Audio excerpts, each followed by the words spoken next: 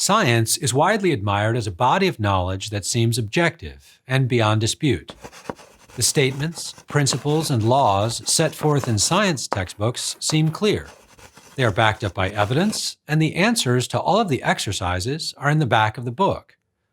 But working scientists know well that beyond the first impression given by science textbooks, the principles, facts, and laws of science require interpretation.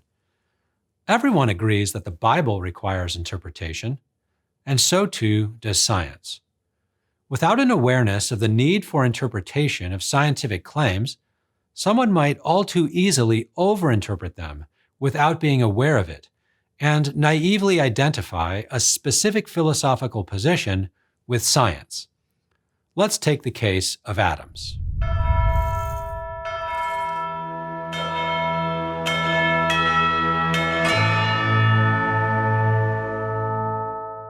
The ancient world was familiar with a certain theory of material things called atomism. Atomism understands ordinary things such as cats and dogs, grass, flowers, and trees in terms of a specific form of analysis called quantitative division. If we imagine a whole, then divide it into parts, then divide the parts into parts, the question comes up whether the process of division proceeds without end. If it does not, then there must be some fundamental units that are indivisible. Such fundamental indivisible units came to be called atoms, the Greek word for uncut. Atomists were those who held that all things are composed of tiny, invisible atoms combining and recombining in empty space, either by chance or perhaps other factors depending on the theory. And atomists held that atoms being arranged in various configurations and changing place explained all the features and changes of higher-level phenomena, such as cats and dogs.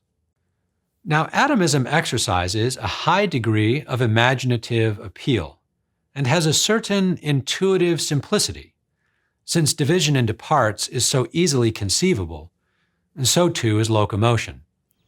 But other ancient philosophers, such as Aristotle, opposed atomism with many objections.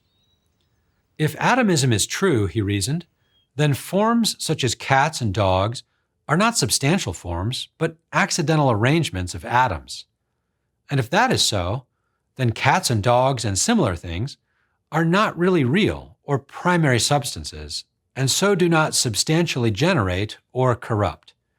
And those implications are counterintuitive.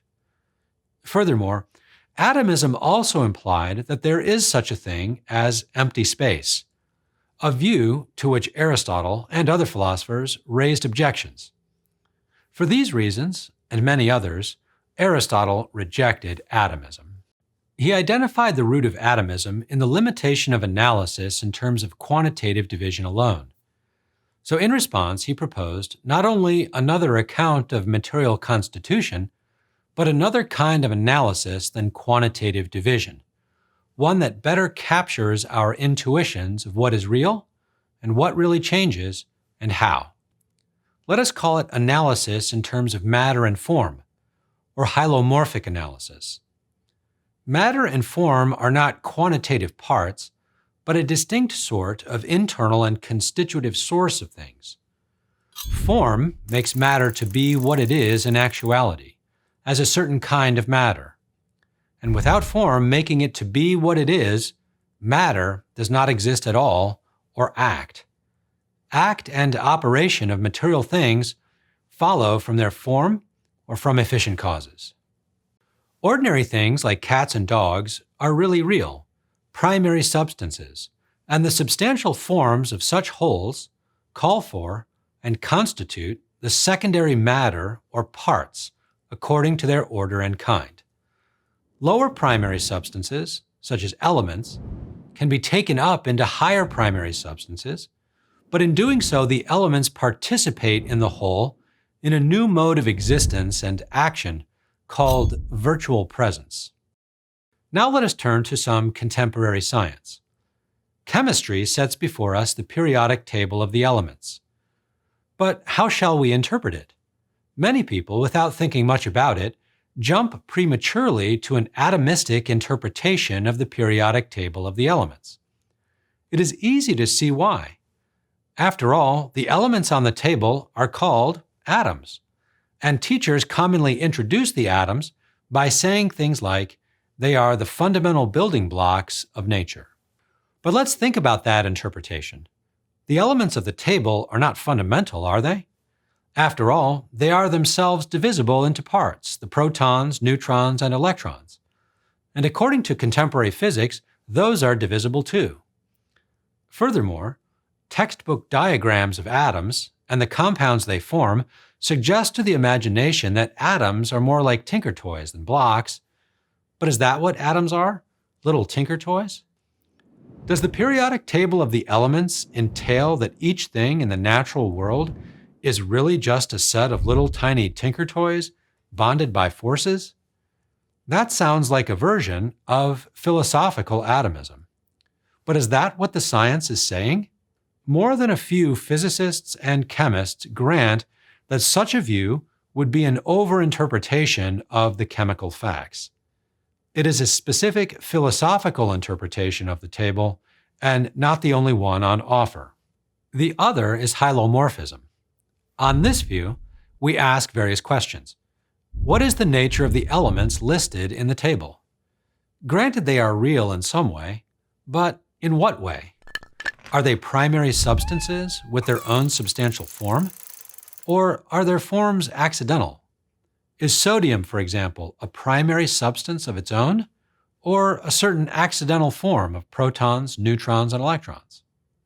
Or does the answer depend on the state in which the atom exists? It is one thing for an atom to participate in a larger thing, and another for it to exist on its own. Does it exist in the same way in each condition? Now, when atoms participate in wholes, do they retain their own proper form and mode of existence and action? Can they be called virtual presences? Or does the answer depend on the kind of thing the atoms are participating in? Salt, for example, or a human being. And is the answer to all these questions the same for all the elements? Hylomorphism is open to, and arguably better accounts for, the many states of existence and behaviors of atoms. Now, some people, and especially some scientists, might become frustrated with such philosophical questions. But without such questions, one might naively interpret the periodic table of the elements to mean that philosophical atomism and its mode of understanding material constitution is simply the scientific mode of understanding things. It is not. Or it is not necessarily. Now, what we have said here about chemistry goes also for physics too. Whether there are fundamental material things and forces and what they are is still an open question in physics. And whatever it may answer, similar philosophical questions remain. The main point is this: philosophical atomism is one thing, hylomorphism is another, and physics and chemistry are still another. And how to interpret philosophically the contemporary science is also an open question and important for everyone to ask. For readings, podcasts, and more videos like this, go to Aquinas101.com. While you're there, be sure to sign up for one of our free video courses on Aquinas. And don't forget to like and share with your friends, because it matters what you think.